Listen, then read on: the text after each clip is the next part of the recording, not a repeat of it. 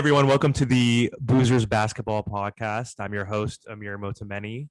I'm joined today by my two co-hosts, Panos George and Neil Joshi. How's it going, guys? What up? How's it going? How's it going? To give you guys a little bit of context about this new podcast, we created this podcast so we can have some time to get together, drink some beers together, and talk about basketball. And so future episodes of this podcast, we're going to focus on current events in basketball. So, of course, we're going to talk a lot about the playoffs. We're also going to talk about the history of the NBA. I am also, if you can tell, a Miami Heat fan. So I'm the resident Miami Heat fan. Panos is our resident Lakers fan. And Neil is a free agent. So he doesn't have much loyalty. Looking for a team right now. Yeah, I guess he was a Thunder fan back in the day. I don't know if he still is, but I guess he's more of a type of fan who enjoys players more so than teams. So awesome. Well, thanks for being here, guys. And before we get started, since we are the Boozers Basketball Podcast, what are you guys drinking today? We'll start off with Neil. I am drinking Heavenly Days Hazy IPA from Zilker Brewing out here in Austin, Texas. I was going to say, I actually visited Neil, who moved to Austin. How long ago? 9 months ago? Yeah, October. Okay, so yeah, I saw you basically right. Oh, I actually saw you right when you moved in, right? Basically, right? Like within like a week of getting your apartment. Indeed. Yeah, so I do remember you buying that. I don't think we went to any breweries though, right? If I recollect correctly. Next time you come through, we'll have to go to one. A lot of barbecue. Love it. Lots of barbecue. All right, I can go next. So I went to a concert last night and got home at like 1 a.m., which is way past my bedtime. And so I didn't actually want to even have any alcohol today, but since it's the first episode, I had to indulge. And so I'm just drinking Modelo, which is basically water. So I feel like I'm hydrating. So this is my drink of choice today. Who did you see in concert yesterday? I saw Pearl Jam actually for the second time. Classic. Nice. Yeah. And it's funny because the last time I saw Pearl Jam, the first time, was actually with Neil at Austin City Limits in Austin 8 years ago, maybe at a festival. So yeah, it was fun to get to see them again, actually, like in their own concert versus a festival setting. So, all right, Panos, what you got? What you drinking today? I'm gonna go with the original Coca-Cola Coke Zero Sugar right there. Gotcha. Yeah, and then just to preface this, I think Panos is not much of a boozer. Exactly. So he's just an honorary guest on this podcast. So all right, guys. So a few topics in mind that I wanted to chat about with you guys today. Really excited about tomorrow. Every basketball fan loves these two specific words, Game 7. Absolutely. And we have 2 Game 7s tomorrow, right? So before we were planning on recording this podcast, we were just hoping Neil and I were talking on the phone and we were just saying, hey, like, when do we want to set this up? And we obviously want to talk and make some predictions before a specific game happened. And we weren't 100% certain that there would be Game 7s. And Neil's like, you're crazy. There's obviously going to be at least one. And luckily the basketball gods bestowed us with 2. So let's just talk about predictions. Let's keep it simple. Let's talk about the Celtics and Bucks first. So let's start off with Neil. Who do you think is going to win tomorrow? Game 7 in Boston. I'm going to go with the Bucks, and this is why. This series has been completely unpredictable. The road team is 4-2 in this series. No team has won 2 games in a row, and the Bucks have the best player in the league right now. I don't think that's arguable with Giannis. So I'm going to take the Bucks. I expect it to be a close game, but there's just been so many twists and turns in this series, and when you got the best player in a series, I think that gives you an inherent advantage, and home court hasn't meant anything. So I'm going to take the Bucks. Panos, what's your prediction? I think I'm going to go opposite of what Neil said. I'm actually going to take the Celtics in this one. They're in the Garden. It's Game 7. Fans are going to be pumped. Players are going to be pumped up. Tatum looks like he's heading in the right direction as far as like being a superstar, like Kobe Bryant-esque. Jaylen Brown's been playing pretty well lately. Marcus Smart has been great on defense, especially on the perimeter and guarding Giannis. But I will say the Bucks are going to be a hard out. Game 7. I mean, they're a championship team. They're the defending champions. So like Giannis is going to give it his all. I think he's going to have to get like career type numbers in this one, like almost like pretty much a triple double, I'm thinking. And then Middleton's not there too. So that kind of hurts him a little bit, but I'm taking the Celtics in this one. I think it's a good matchup for them. I think Tatum's going to continue from what he did in game 6. I think he averaged what? Got like 46, 47 points? Yeah, 46. So the thing they need some inside presence. I feel like it sucks that Robert Williams isn't there, but they do have another couple bigs over there they can throw at them. Is it Theis, right? Daniel Theis. Yeah, I've been impressed with Grant Williams. Grant Williams too. has really earned my respect this series. I mean, he's pretty much just giving himself up to put a body on Giannis. And exactly. It's been, you can't stop Giannis. Like, let's be real. But I have to give the credit to Boston for making it as difficult as possible on him. And Grant Williams has been a big part of that. Yeah, I mean, you go ahead, Amir. What are you gonna say? I was gonna say, just like based off the last game statistics, like making it as hard as possible for Giannis. He had like, didn't he have like 40 and like 25? He had an incredible game.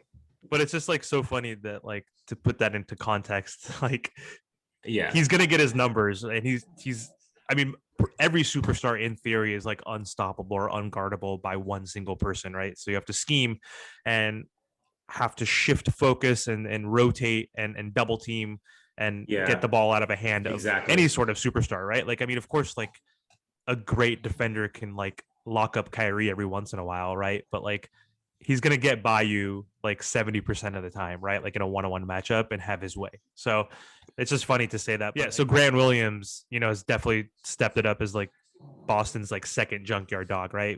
Smart is that annoying guy that you wish was on your team, but you absolutely hate him because he's not on your team. Correct. But like, yeah, like he's just been hitting. He's become a better 3-and-D player, right? Like, so of course he's putting his body on the line, has a lot of the energy, and then just making that three at like, don't quote me, I think it's like in the 40s. I don't know exactly what it is, but like 42%. Like him shooting that clip is like substantial for his role specifically. So, but I just thought it was funny. It's like giving them credit for like doing well against Giannis, and he's like averaging like what, 32 points, 33 points per game, like 15 rebounds. Absolutely incredible the last, I think, 4 games. I mean, his stat lines are just getting more and more impressive with each passing game as this series reaches its conclusion. And it's just remarkable that we had a discussion about who the best player in the league was. And I think we've reached a point where that's not even a question anymore. Yeah, I agree. He's definitely the most dominant. Sorry, sorry, I was going to mention about Grant Williams, right? It's Grant Williams. I like about the question what his name is. Yeah. So like, I mean, like during the huddles, you see him. He's the one that's the vocal guy over there, right? He's the one like pumping up the team, making sure their heads are on straight, focused. And he's another big body, man. Like I like him so much. He's been playing so well. The thing I want to mention about the Celtics though is that they're still pretty young. So when they build up a lead, they kind of just get a little lazy about it, right? It's like I think that happened in game 5. Game 5, game 6 epic here. Choke in game 5. Yeah. Last night, the Bucks almost caught back in too. So it's like, I think what they need to do is double Giannis or triple him as fast as you can, and then force other players to make a play and create, like make their shot. Giannis is going to try to get his, just make it as difficult as possible, like you said earlier, Neil. And then that trade where they brought, was it Derek White? Yep, yes. From the Spurs. He's been pretty good for them too, as far as like facilitating the ball on the court, just finding the open man. I feel like he's been a good pickup for them. He has provided a lot of good depth at point guard and ball handling. As you mentioned, Amir, like Marcus Smart has played great. He is a menace to deal with, but you never know what you're going to get with him when the game's on the line. Like he just self-destructed in game 5 to a ridiculous degree. I mean, Drew Holiday just owned him. Those were some nice cookies he stole. Those were probably nice and tasty, right? That was insane. Absolutely. Of course, he flopped or he jumped like and screamed like as if he got hit on his arms, but it was clearly a clean swipe and steal. So I sorry to go off, but it's just like these NBA damn players, like Marcus Smart's one of them. James Harden obviously is one of them. Even Embiid, just like these guys just think they get fouled every single play, and it's just like it's so annoying to watch. So Marcus Smart is one of those types of players. I think even on the play, because I think I only watched the fourth quarter of that game, and the play where Holiday blocked Marcus Smart. Oh, that was with like 10 baseline. seconds left or something. Baseline drive to the for a layup, yeah. And he blocked him, and then he threw it off of him, and like he was like complaining as if like it wasn't a clean block, and he got fouled. It's like, clean. Dude, like have some humility. Like you don't have to like. I know there's theatrics in sports, and like they're trying to pretend like they've been fouled, right? That there's been actual contact when there hasn't been. Like, and like the NBA is just. There. Yeah, the NBA is just so soft, and it's just like he even complained in that moment, like he didn't get blocked. It's like, dude, you got blocked. The ref was right next to you. Like sometimes these refs actually have good vision, right? Sometimes it doesn't feel like it. Like when they miss calls or make the worst calls, sometimes that are evidently not fouls. But it's just like, shut the hell up, Marcus Smart. Like I hate it. I hate him. I mean, I wish he was on my team, but I absolutely he's one of those hate guys. him. I mean, as a Heat fan, I wouldn't expect anything less, right? Because Marcus Smart, if the Celtics were to win, he's going to be someone you're going to be hating on for 2 weeks because he's on the other side, right? Fair. Yeah, but also I like, agree with that. Unless he's on your team, though, like you don't like any of those fools. Like no one likes Patrick Beverly except for like the T-Wolves fans, right? Like absolutely. Like, I mean, you want him, but like how many of those types of guys are like truly likable? I think Smart's more likable than like maybe a Beverly or so. But they play the same role on their team. Yeah, one's clearly better than the other. But Marcus Smart's a better scorer, though. Yeah, he's developed that three over the last 3 years. Like he couldn't shoot. Yeah, he's got all. He used to be, I would say, a liability offensively, but he's become much better, especially this year. And I think that's been important for Boston because Boston was really an average team 30 games into the season. And there was discussion they should break up Jalen and Jason Tatum, which sounds ridiculous at this point in time. But there was a moment in time where people were saying, should we get rid of these guys or separate them and try to salvage what was a disappointing season? And now Boston's like a game away from the Eastern Conference Finals. So it's been a pretty quick sort of trajectory for the Celtics. It's a turnaround. Yeah. You know, it's funny. What is that, like ESP or whatever, like psychic ability? I was going to bring that up too as well. Just thinking like many mentioned that like, hey, can these two coexist? They're like essentially taking turns on offense, which is like just ISO ball. And like they're both essentially taking turns, mostly shooting threes because that's what the Celtics do, and that's what they do. I think it still happens to a degree, but for the most part, it happens in crunch time. So that kind of brings this question up: when you're in a close game in the fourth quarter, do you just let your stars cook and resort to ISO ball, or how do you guys think about that?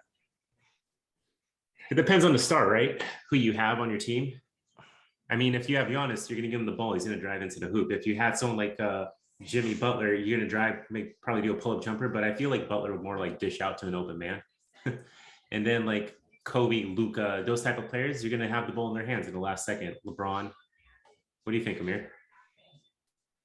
I think Jimmy's not going to pass the ball because Jimmy Butler. He's been playing well. You got to give the guy some props. Besides that, though, like in the regular season, even again the Hawks series, like the one game we lost by 1 point, there was like 7 seconds left, or maybe less, maybe 5 seconds left when Trey hit that floater to finally take the lead by 1.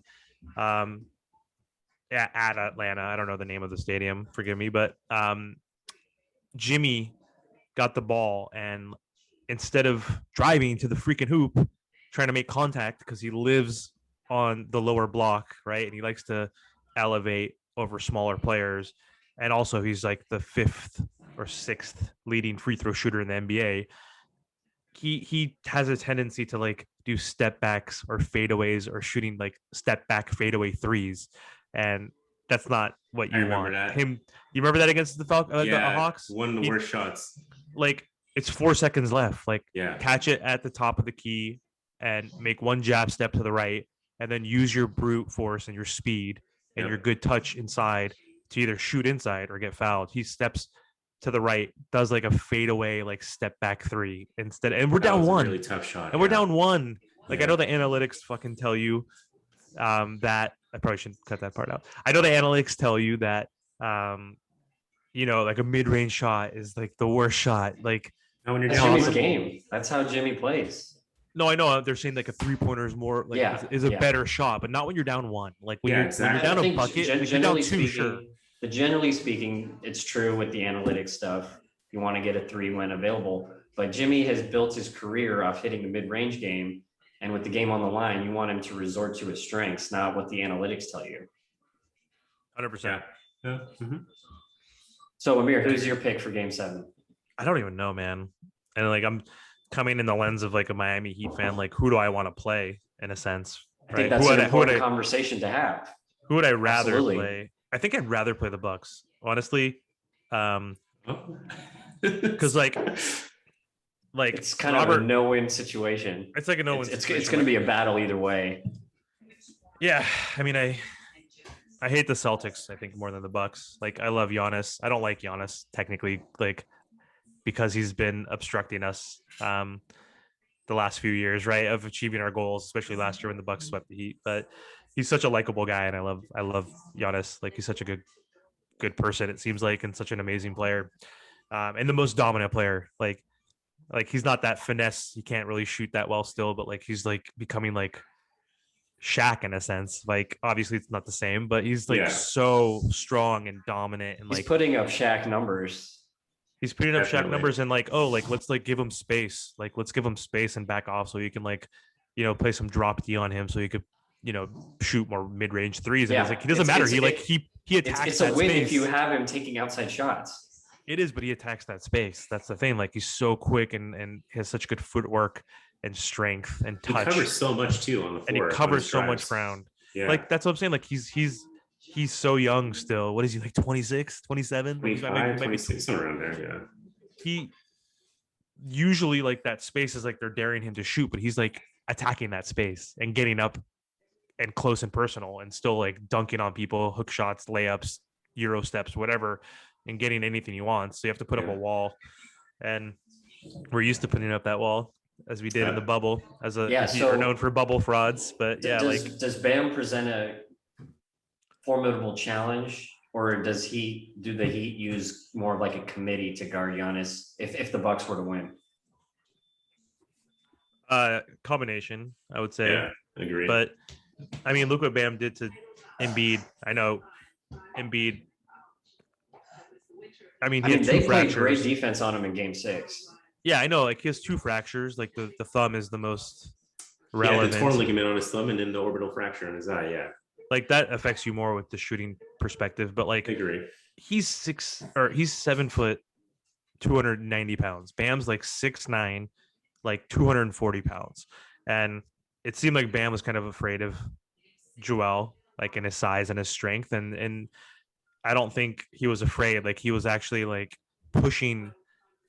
It was very physical with Joel and like pushing him to the elbow, like towards the free throw line. Like he had to post up at the free throw line. Like he couldn't get down on the block and leverage Bam. Like he was playing such good individual defense. We weren't switching as much. You weren't seeing Bam on Maxey and Harden as much. He was switching, obviously. He had the most switches, I think, from any forward or center position, like switching out on the 3-point line to guards, like by like a mile. I think he did it like and he 80 times. Thrive in those situations. He's not out of his element trying to hang with the guard on the perimeter. That's what makes him such a tough defender. Yeah, 100%. But like I was impressed though that he was actually doing well on Joel one-on-one and holding his own and wasn't getting pushed around like a rag doll. He was forcing Joel to take more jumpers, mid-range shots. He was even taking more threes that game. In Game 6 he shot like 5 or 6, and I feel like he didn't shoot any in like the first 2 games that he came back. So I think one-on-one, I think Bam can guard Giannis. I don't think he could stop him necessarily. Yeah. That's the 4th runner-up of defensive player of the year, and I think he was probably the best, maybe second after Marcus. Like the fact that Rudy Gobert was ahead of him, like that is so trash. Like He's trash. he can't guard guards. Like He's been exploited the past 2 playoffs to a ridiculous degree. Yep. Yeah, and it's so stupid because the way they look at the metrics is like blocks and steals. They don't like those are like the main factors. Counting That's like stats. that's like why Rudy's there. Like, can Rudy guard Luka? Can Rudy guard Steph? Can Rudy guard Jaw on the perimeter on a switch? No. Like they're just gonna blow right by him. Can Bam? Yes, he can. Like he's literally one of the best. He'll big do a men better who job can at guard. guarding him on the perimeter. Right. I mean, but he could stop them. He'll I stop also them think more it often comes than down Rudy. to was Bam battling a lot of injuries this year? His I guess his game count wasn't enough, right? Same That's injury right, as his thumb. Joel. Yeah. He had surgery though. His was Forgot about worse, that. and also was at the beginning of the season. I think So if he would have played maybe like 70 games, he probably would have been top 3. 100%. Yeah. He would have been number 2 minimum if he played. He missed like 26 games, so of course he wasn't gonna I think Bam's gonna technically be okay. qualify, I guess. So He'll be okay one-on-one with Giannis. It's just that Giannis is, I feel like he's a little more faster, more explosive, and stronger than Embiid. So it'll be more of a challenge, but I think Bam will be okay one-on-one with him. But like you saw like how the Heat and Philly played, you saw the scheme they had that Spose had. Dude, what a great coach, man. I love your guys' coach so much. I wish he was a Lakers coach. But like he's just a fucking schemer, dude. You saw what he did when James Harden had the ball and he was trying to drive up into the middle of the basket or to the middle of the court.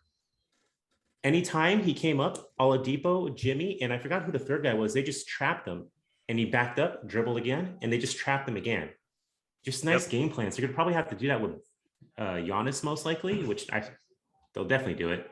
But like, I like the Heat's chances against the Bucks, really, if the Bucks do end up winning. right, that's a big if, honestly. But yeah, they're gonna put up a wall. Like Bam's gonna guard him one-on-one. PJ Tucker's gonna hedge. He's gonna switch That's as right. well. I forgot you guys have PJ Tucker too. PJ Jesus Tucker, Christ. I'm sure. PJ Tucker already knows Giannis. I mean, They Yeah, battled played with a him lot last season. yeah. Or well, actually, it was Kevin Durant. PJ Tucker was on the Bucks, and he was guarding Kevin Durant during last year's playoffs. And he just made it difficult for him, and that's what he's going to try to do to Giannis. And he does know Giannis because he was on the Bucks. So Yeah, he knows his moves. Man, that's Yeah, he gonna be a doesn't good have- series if it happens. Yeah. I think either way, the East Finals is going to be great. And my take on this is the Eastern Conference champion is going to win the championship. I don't know how you guys feel about that. I agree, 100%, all the way. You think so? I just did. Look, I mean, we haven't even touched on the West yet, but like, look at the Warriors and how they struggled in Game 6 against the Grizzlies. Look how the Suns are struggling lately, especially against Luka. I don't even consider them the Mavericks. I just consider them Luka against the Suns. It's literally what it is. The Luka like, Mavericks. Yeah, the Luka Mavericks. Dallas Lucas. Dude, it's insane because like you're looking at these teams struggle and what they're supposed to be like above everyone else, right? Like their own tier, their own level as far as like their talent goes and like winning percentage or whatever. I just think the Heat, the Bucks, and even the Celtics, like as far as like their defensive like presence, they're just so gritty. You know what I mean? Like they just get at it. And out of those three, I think the Heat have the best all-around team. Like you talk about all the time, Amir, it's like the Heat culture, right? Like everyone just bought into that. And I feel like they're the best team, best all-around team to go compete and win a title right now, no matter who you put in front of them. I think so, biasly, that obviously, but like I was thinking that even with the Suns struggling in the first round because of Booker missing 2 games minimum, maybe 3. Yeah. I mean, Pelicans play with like a ton of heart and did really well. I couldn't even imagine like how well they would have possibly done if they had Zion this year, right, with that team. But I thought even so, I was like, the Pelicans are in this because Booker's hurt, right? Like it went to 6. Yeah. Like I'm thinking like They kind of had him at arm's length the entire series. It was never like a panic moment for Phoenix. yeah, It was a competitive series, but you always felt like Phoenix was still in control. right, 100%. And Do you get that sense with Dallas too, even though we're heading to a Game 7? no, I just don't think because they have Luka enough. could just like go supernova and steal the game. Is that why? That's always possible. It is Luka. Luka shows up in big games. I mean, he's a superstar. He's a 23-year-old. I can't believe he's 23. It's like unreal. Yeah. And the numbers he's putting up is insane. He moves like he's 33, slow motion, right? But like his style of play, Yeah, but like he's just like so cerebral. Like when like He with gets his to his moves, spots regardless. he gets to his spots. He gets you on your heels. Like you know what I mean. He gets you to stop in one direction and goes the other way. Like he's just so I mean, like that's all because of his fundamentally size too. skilled, and he's taking advantage of smaller point guards like Yeah, CP3. like CP3. Yeah, exactly. I mean, he's even taller than Booker by like 3 or 4 inches, right? Book's like what 6'4". He's like 6'7". So I mean, Yeah, he's even got that advantage over both guards. You know. yeah. And Booker's not a muscle guy. Like he can usually boss him around in the key. Yeah, totally. But anyway, I was just thinking like early on, based off the Suns' performance in the regular season, just like they looked like the best team and the biggest threat in the West all year long. Um, because they didn't really have to deal with like severe injuries. They had the Chris Paul injury stint, but he's been back. Usually that happens in the playoffs, so maybe they got lucky. Ticking And time bomb right now. that's out of this. I hate CP3. I mean, I don't like him at all. Like my least favorite player is James Harden. My second's like CP3 currently. But like I'm happy to see him healthy. But just knowing how well they did in the regular season, how deep of a team they were. Like Mikal Bridges like elevating his game. Like no one talks about him. Like he's such a better scorer than he was the last 2 years. Just because he's only averaging like 13 points a game, there's not a lot of recognition there. But like he's become a better shooter. Obviously, got what third place, their defensive player of the year, like top 3, top 4. I was thinking like, hey, Suns are probably gonna win it all this year, or like the Bucks are probably gonna get back to the finals, and it's probably gonna be a rematch because Giannis is just like developing into like objectively the number one player on planet Earth. Like it, like right, I would think like it's not as with the way the Nets performed and how Durant performed this year, and like how LeBron's did amazing, but he's getting older. Obviously, I feel like Giannis is most NBA heads would say Giannis is the best player, but bringing back the biased Miami Heat fan in me, like just I believe now, like as the playoffs are progressing and just how good Jimmy Butler is like elevating his game, I I feel like we have a shot, and I feel like we're like the most complete team, even though Lowry's been out, which is like not really talked about, and yeah, that's but your semi-significant. Amazing too. He's been playing well. Who? Your backup point guard is Gabe Vincent. Yeah, you know the name, but most casual basketball fans are like, "Who's that? Who the hell is that?" Or like Max Strus. Max Strus. Strus has been great. Yeah. I love it. I love how we're now talking about the Heat little takeover. I just give you trash when you have Duncan Robinson who's making so much money and he comes off the bench. Yeah, bro. But that's like the Bertrands, you know, like who else is another one that I could who's another white like Joe Harris. But he was hurt this year. Yeah, but Joe Harris, like to give him a little more credit, like I think he was like slightly better of like he was more of like a Mike Miller type of dude versus like a like Bertans Robinson kind of guy. Yeah. Right. Where all they could do basically is shoot and like threes, nothing else. But like Joe Harris could put it on the floor, right? You can get to his mid range. Do you think the Heat need Lowry at full capacity to take this thing down? I don't think so. You think so? I don't think so. Yes. You tell me why you don't think so. You don't think have you had to sip your beer, by the way? Sorry, Panos. You think he needs to be 100%? Oh, he needs to be playing. Oh yeah, yeah, for sure. I'm saying, but like if he's out for the rest of the playoffs, I'm like, okay, that's not good for us. Like we need his leadership, his championship mentality is like just we need his mind, his IQ, basketball IQ. He gets his like bam in his spots. He organizes the offense. That he'd have a really good shot. He's trash in the playoffs though, man. I mean, he was visibly destructive against Philly. The 2 games that he played, they lost. And then as soon as he was benched for game 5, they destroyed Philadelphia by 30 in game 5. And they handled game 6 with no issues. So this matchup, it's just interesting to see how that affects the dynamic if you bring him into an Eastern Conference Finals and you're not sure what you're going to get with the team seemingly rolling right now. Yeah, it's funny too, because we had like the cliche, stupid, like next man up mentality saying, and I mean, that was evident as I know Miami is the deepest team in the NBA. Like literally, pretty deep. Like there's injuries that have occurred and like not many players are stepping up in the way that these Heat players, and especially a lot of them are no-name undrafted two-way players, which is even more impressive.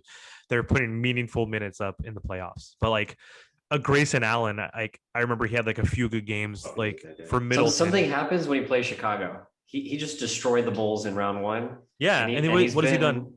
A no-show in this series. That's what I'm saying. Like he's not taking the best of his opportunities. Just a flash in the pan, and it's not sustainable with other teams. Like they don't have that depth of players where they could sustain that over a course of time. It's like a couple games and then they fall off and are not really that relevant. They're just on there to like spell the players, right? Like Giannis comes out, Middleton comes out, Holiday comes out. They have these players, but that's like when it's the plus minus changes, right? And it becomes a minus, right? And so we don't have that problem. We've had scenarios where we were in a minus situation with our starters, and then we have Strus before he took over Duncan Robinson as a starter come in, hit like 4 3-pointers and change the dynamic of the game. But like he's been doing that all season long, and so like the next man mentality.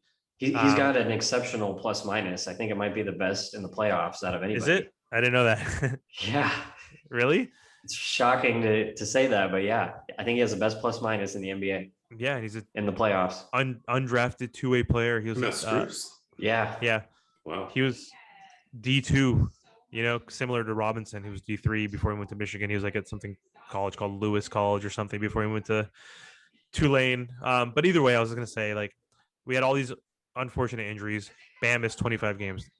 Butler missed 26 games. Lowry missed like 18 games. Hero missed 15 games. It's nothing. Oladipo was out the whole year basically, and people stepped up. Gabe Vincent had an opportunity and had some really big games. Like averages weren't like crazy, but like he averaged like 9 or 10 points a game off the bench. Undrafted two-way player who was in summer league 2 years ago, right? And now he's starting point guard on the number 1 seed in the playoffs and actually contributing, right? And he had games where he had like 25, 30 points against the Bulls, against the Nets, against the Sixers, like top seeded teams before the Heat were number 1 when Kyle Lowry was out. And so we had all these guys step up, like Caleb Martin, which I absolutely love him. Another two-way guy we signed. Undrafted. You haven't even said Victor Oladipo's name either. Dude, I will. You haven't even said Tyler Hero. Where's That- Tyler Hero? You haven't even mentioned him. I don't want to monopolize the These the are X segment. factors. I don't want to These are X monopolize the factors. segment, but like, yeah, like, 6th man of the year. dude, going back to Martin though, J. Cole. I don't know if you know the story. J. Cole I definitely literally, don't. Yeah. J. Cole was hosting some sort of like, I don't know if it was pickup basketball. Like he was just hosting some sort of games, and I know where you're and going he with he this. like created some sort of league. I feel like not like a Drew league that's like famous, but like he was hosting some sort of league, and like Caleb Martin was in that league because he was not on any team, and he was balling, and he has some connects. Obviously, he's a big NBA fan. He was talking to some scouts saying like, "Hey, this guy can ball. Like, you guys should consider looking into him." And like a Miami Heat scout like took his advice and they gave him a shot, and he signed with the Heat, and the rest is history. Now he's again on our team. He's our energy type guy, really quick, good defender. Super excited. So anyway, enough of the Heat. Let's transition back to the Suns and Mavs because we didn't make our predictions there real quick. So tomorrow, another big game, right? It's going to be in Phoenix. What are your guys' predictions? Let's start with Panos. Oh man, I want to see Luka dominate and win for the Mavs, but I just think the Suns have too much firepower with Booker, point guard, your role players and like Mikal Bridges, Cam Johnson, Jay Crowder. I don't know if the Ogre's playing. Payne, I don't know if he's playing. He's Not the been Ogre. benched recently. No, not the Ogre, dude. Don't they have Shaman JaVale too? McGee? Is that who you're talking about? No. Panos. What am I trying? Lord of the Rings. He's the what's it called? The orc. I forgot. He's not an ogre. He's not an ogre. He's an orc from the Lord of the Rings. An orc. If he's playing Payne, and then if honestly the game plan, I think Suns are going to take it, but I want the Mavs to win. The thing with the Suns is you need to feed fucking Aiden the ball. Just give him the ball and just let him go to work. Who's the Mavs bigs? Like I can't even think of him on Maxi my Kleber and Powell, right? And Powell. He's not even a real big. Yeah, Dude, Dwight Powell started playing. I don't know. Come on, dude. Suns need to be smart, dude. Just feed Aiden the ball. Chris Paul can do pick and roll with him or something. And then once they start caving in the key, just pass it out to Booker. Let him hit his jumpers. Let those guys hit their threes with Cam Johnson and Mikal Bridges. I think the Suns have too much firepower, and I feel like they're more physical. But again, like you pointed out earlier, if Luka goes supernova and he can do it, he's done it before. He shows up for those big games. He likes the spotlight. So I think if Luka can do it, that'll be great. But the Suns, I think, are taking it. I gotta agree with Panos. Phoenix has been there. They went to the finals last year. This is still part of the process of becoming a champion that Dallas is undergoing. They lost game 7 last year to the Clippers. They finally won a playoff series. This was an improvement in every way for the Mavericks, but I can't see them taking down the Western Conference champions on the road. We know what we're going to get from Luka, but I can't trust anybody else on Dallas at this point in time. Even Jalen Brunson. Yeah.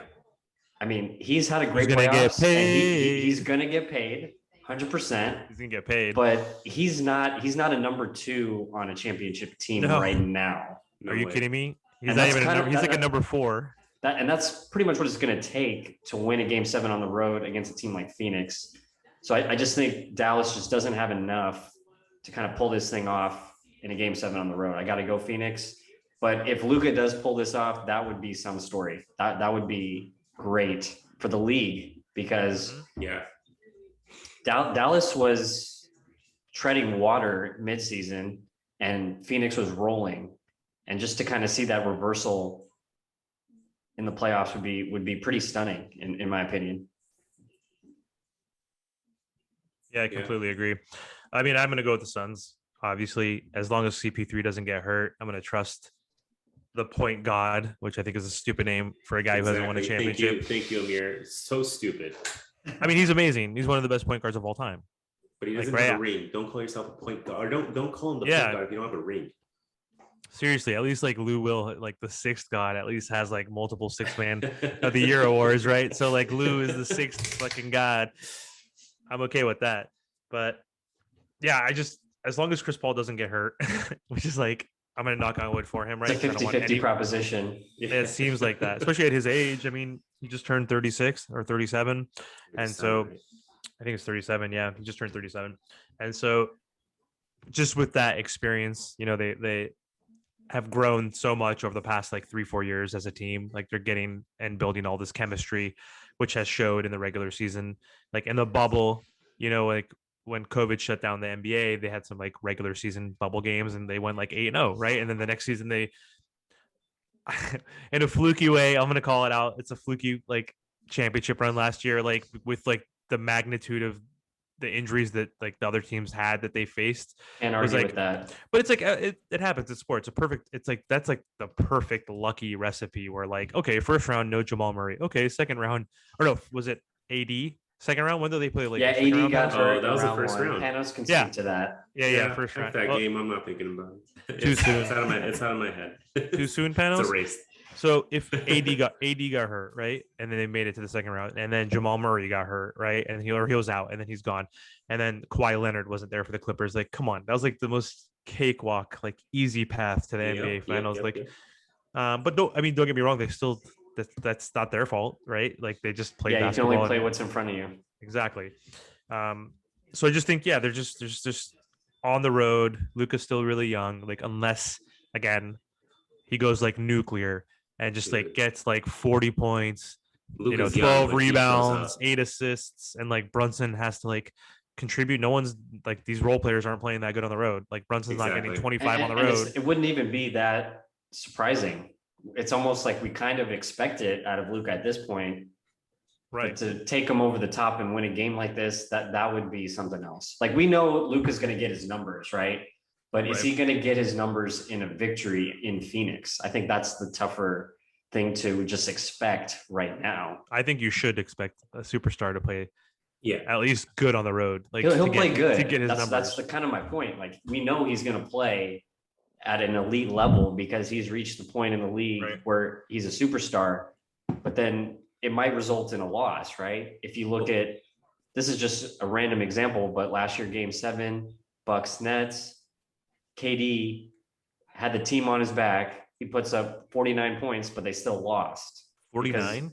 Yeah, he had 49 in Game 7. I know his and big they ugly lost to the feet. Bucks. I know his big ass ugly toes. Yeah, were on that exactly, line. exactly. But he just had no one else. Like Kyrie's Right. AWOL, James Harden injured, and Luka's kind of dealing with a depleted set of characters around him. So I can't see Dallas pulling this off. But we know what we're going to get from Luka. We're going to get a great game from Luka. That's almost a certainty in my mind. I think with Luka, what he needs to try to do, because he's going to get his, probably early in the game, you have to try to get your teammates involved, see if they can get going. 100% agree with that. Yeah, and then at some point in the game, whether it's sometime in the first half or second half, he needs to take over. And it's like, okay, yeah, it's my turn. 100% true. Because if his supporting characters are AWOL, it's going to turn into a rout. You got to get them going, get them confidence, because Luka knows he can get his whenever he wants. So he should just save that for crunch time, third, fourth quarter, keep the game close. And then Dallas could be like, we got the best player on the court and we'll just let him dominate. Yeah. I mean, by far, Luka is in that series. Luka is the best player on the court every game. It's just, can he get his teammates involved and can they knock down shots? That's been the story of the series because the supporting characters haven't showed up in Phoenix. That's the problem, yeah. So like Dorian Finney-Smith is hitting 8 threes in Dallas and they're blowing Phoenix out. But you need that kind of performance in Phoenix. That happens typically. Role players 100% don't play that effective on the road, right? Like for a reason, like they play better at home, less pressure. Yeah, I don't know. It's going to be tough, but they got to come out with a game plan and somehow maintain CP3 and not let him facilitate the ball as well as he does. Even though I read this crazy stat that he's had more turnovers than field goals made. Chris Paul has been missing in action the past few games. Yeah, it's been pretty shocking to see. Like he fouled out of Game 4. I think so. Oh yeah, that was like the weakest call. That was like the weakest call. He had some bad calls go against him. I mean, just some ridiculously soft fouls called, but it is what it is, right? He needs to step up if Phoenix is going to keep this run going. You know, because with the Warriors on tap, you need Chris Paul operating at his usual level if you're going to compete with Golden State in the next round. Yeah. The Mavs definitely need to try to maintain him. If they can't maintain him, it's going to be tough. And then obviously if Booker catches on fire, well, good luck with that. Well, that's probably going to happen. I mean, unless Luka shuts him out. You expect the top level talent to show up. You expect Booker to be there. You expect Luka to be there. Chris Paul, this could be his redemption game. But then who's like the next tier? Who in the supporting cast is going to show up? Is it going to be Mikal Bridges, DeAndre Ayton? It should be Aiden, but they're not. It should be Ayton. The ball. Yeah, they're not. It's just funny how I don't know what Monty Williams has going on with that game plan. I know CP3 is going to get his. He's going to pass. He's going to get his team involved. Booker's definitely going to get his. But if you're not feeding the biggest mismatch in the series with Aiden and their trash bigs on the Mavs, I mean, it could be such an easier series. They could have probably finished this off they could have probably finished the game off the last game, Game 6, if they just adjusted their game plan and went with Aiden. But I don't know. Who? Panos? Aiden. Thank you. Yeah, it's a nice little inside joke. Panos can't pronounce his T's. Like, who's Aiden? Aiden? Well, the narrative around this series was that the Suns were going to roll in 5, right? Is that fair to say? Well, it went Suns in 4. They had the chant going on Game 1, Suns in 4, and then Suns in 5, and then Suns in 6. Yeah, Suns in 7. I love it. Oh man, it's gonna happen. I mean, I just don't see that. I just don't see the Dallas. Like you said, it'll be great for role players stepping up. Yeah, but yeah, it's the Suns. I think Suns and Warriors will be a good setup for Western Conference Finals. Yep. So all I know, if we are looking at a Suns Warriors West Finals, how do you guys sort of take the tail of the tape in that game, in that matchup? Oh man, Amir, you got that. It's tough. I mean, I think we should talk about that on our next podcast as soon as we find out the results tomorrow.